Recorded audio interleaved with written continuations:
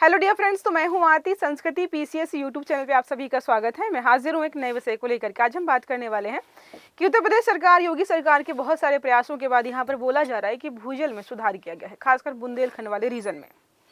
तो जालौन जिला आपने सुना होगा, इसके बारे में कहा जा रहा है कि 2 मीटर तक भूजल स्तर यहाँ पर बढ़ गया है। अब आखिरकार ये कैसे किया गया है, ये समझने वाले हैं। उत्तर प्रदेश की जनसंख्या, जल दबाव और भूजल के बारे में बात करेंगे। भूजल प्रदूषण के बारे में भी बात कर ही लेंगे हम, क्या क्या चीज़ें हैं, कैसे काम कर रही हैं, 1 बाय 1। बहुत महत्वपूर्ण टॉपिक है, क्योंकि इस प्रकार के जो टॉपिक्स होते हैं इसमें फैक्ट्स बहुत ज़्यादा होते हैं, जानकारी काफ़ी आपको मिल जाती है, एग्जाम्स में ऐसी चीज़ें पूछे जाते हैं। तो अगर आप यूपी स्पेसिफिक की तैयारी कर रहे हो तो यहाँ पे बहुत सारे पॉइंट्स मैं आपको जो है यूपी के बताने वाली हूँ। तो चर्चा में क्यों है, तो उत्तर प्रदेश के जालौन जिले में बताया जा रहा है कि इनके प्रयास के बाद जल संरक्षण नीतियां बहुत सारी लागू की गई, जैसे जो है रिचार्ज करना हो गया, तालाब बनाना, या किसी भी प्रकार के आप जो भी आप सोच सकते हो कि जल को बचाने के लिए, जल संरक्षण के लिए हम क्या क्या कर सकते हैं, वो सारा किया गया। और 2 मीटर समझ रहे कितना होगा, 2 मीटर जो है यहाँ पर भूजल लेवल बढ़ाया गया है। बढ़ा क्या, बढ़ गया है, यही बोला जा रहा है। 2 मीटर तक जो है बढ़ा है। उपलब्धि जो है जालौन को जल संरक्षण की एक सफल मिसाल के रूप में स्थापित करती है। अब बात करते हैं कि जो जालौन में भूजल सुधार की ये पहल हुई है, आखिरकार कैसे काम किया है। तो वर्षा जल संचयन, पानी बरसा, उसको इकट्ठा किया गया, वेस्ट नहीं होने दिया है, इससे भूजल पुनर्भरण हो गया।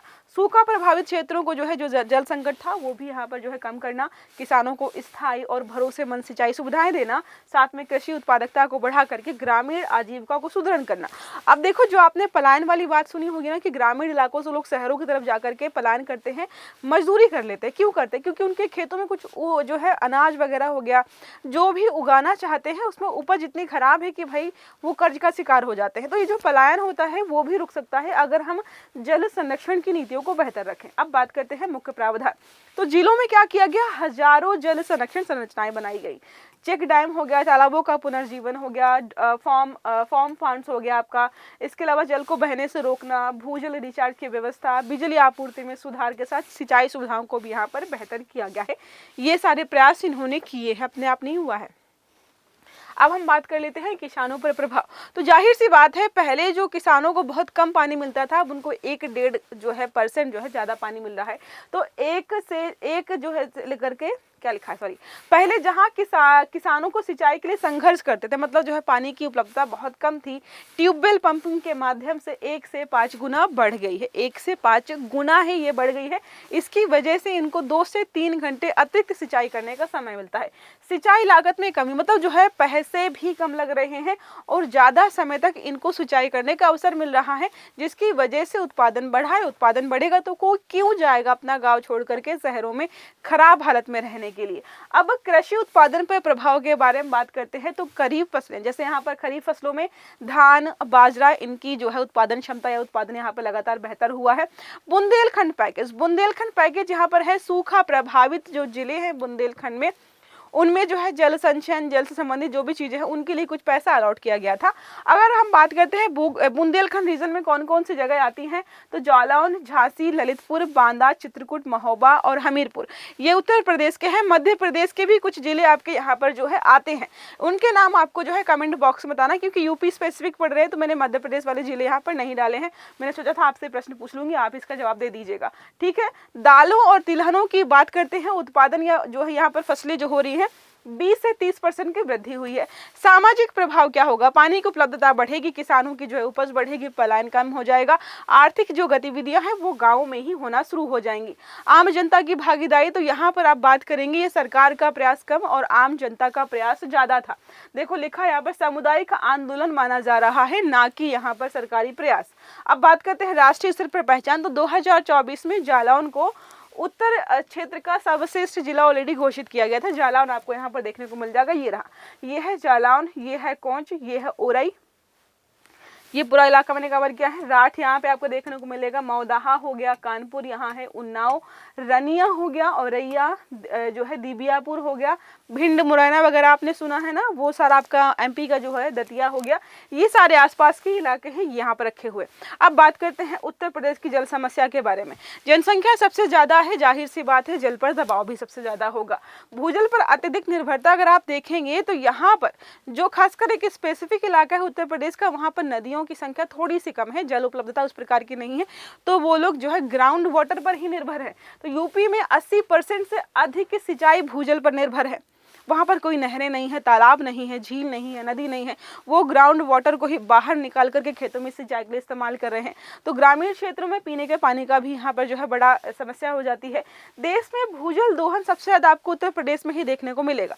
ये वैसे तो जो बंटवारा दिखाया है मैंने आपको, ये आर्थिक बंटवारा है, ठीक है। तो जो आपका जो ये वाला इलाका है ना, पूरा पश्चिमी और जो है थोड़ा सा नीचे वाला इलाका, खासकर ये हम देख रहे हैं, यहाँ पर सबसे ज़्यादा पानी की समस्या उत्तर प्रदेश में आपको देखने को मिलती है। तो पश्चिमी उत्तर प्रदेश में जो है अपेक्षाकृत अधिक वर्षा होती है, लेकिन अत्यधिक दोहन हुआ है, जिसकी वजह से यहाँ पर ये एरिया ओवर एक्सप्लॉइट की कैटेगरी में आता है। पूर्वी उत्तर प्रदेश में देखेंगे बेचारे, यहाँ पर इतनी बारिश होती है, इतना पानी है कि बाढ़ आ जाती है। जल प्रबंधन की कमी है, एक जगह पानी नहीं है तो समस्या है, और बाकी वाले में पानी इतना ज़्यादा है तो समस्या है।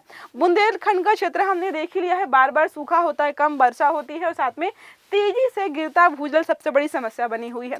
अब बात करते हैं यहाँ पर गिरता भूजल स्तर। तो यूपी के कई ब्लॉक ऐसे हैं जो क्रिटिकल और सेमी क्रिटिकल की कैटेगरी में आते हैं। कुछ तो ऐसे हैं, शायद शामिली था, एक और है मैं बता दूंगी आपको, उन्होंने अपने इलाके का 100% ग्राउंड वाटर जो है बाहर एक्सकैट कर लिया, मतलब जो है बाहर निकाल लिया, पूरा खत्म कर दिया है।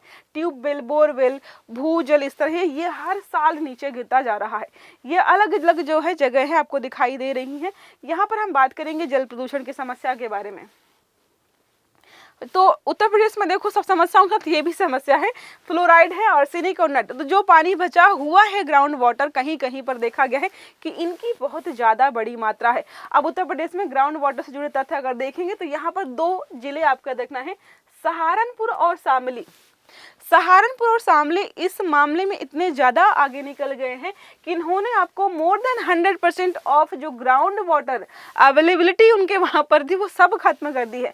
अब यहाँ पर इस मैप में आप जो जितना डार्क ब्लू कलर देख रहे हो ना, उन्होंने अपने इलाके का ग्राउंड वाटर उतना ज़्यादा एक्सट्रैक्ट किया है।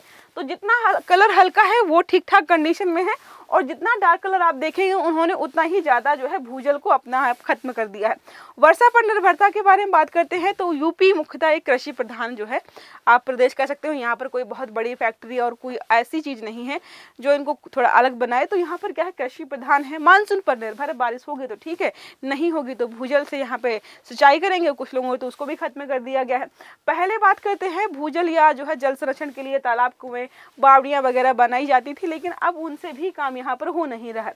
सरकारी योजनाएं भी बहुत सारी चलाई जा रही हैं। पहला जल जीवन मिशन, हर घर नल से पानी, टैप वाटर वाली योजना है हमारी। अमृत सरोवर योजना, तालाबों का निर्माण, पुनर्जीवन करना, तो जो पहले तालाब बने हुए बेचारे मर गए हैं, सूख गए हैं, उनको भी ठीक करेंगे। मनरेगा वाला तो थोड़ा सा बदलना पड़ेगा मुझे लग रहा है, जी राम जी वाला कर दिया गया है अब।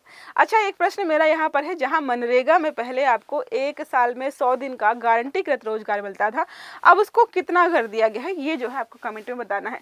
बुंदेलखंड का पैकेज पढ़ लिया है हमने। प्रश्न मैंने पूछा था कि बुंदेलखंड में मध्य प्रदेश के कौन से क्षेत्र आते हैं। कैच द रेन अभियान, वर्षा जल संचयन, ये सारे प्रोग्राम जो है अलग अलग स्तरों पर यहाँ पर चलाए जा रहे हैं। अब एक प्रश्न हमारा है, इसको देख लेते हैं। प्रश्न हमारा आर्टिकल, मुख्य आर्टिकल से है। तो जालौन जिले में भूजल स्तर में सुधार का मुख्य कारण क्या था? ऐसा क्या किया है इन्होंने कि यहाँ का जो ग्राउंड वाटर है वो ठीक हो गया, मतलब लेवल जो है वो ठीक हो गया है। तो केवल प्राकृतिक वर्षा में वृद्धि हुई है, ये इनके बस की बात है क्या? दूसरा है जल संरक्षण संरचनाओं और सरकारी नीतियों का प्रभाव। तीसरा है औद्योगिक विकास, और चौथा है शहरीकरण में वृद्धि। सही आंसर आपको देना है कमेंट बॉक्स में। अगर आर्टिकल समझ में आया है तो वीडियो को लाइक करना है, चैनल को सब्सक्राइब करना है, बेल आइकन भी दबाना, ताकि जितने भी इस प्रकार के आर्टिकल्स हैं वो सारे आपको समय पर मिलते रहे। तो अच्छे से पढ़िएगा। Have a good day, thank you.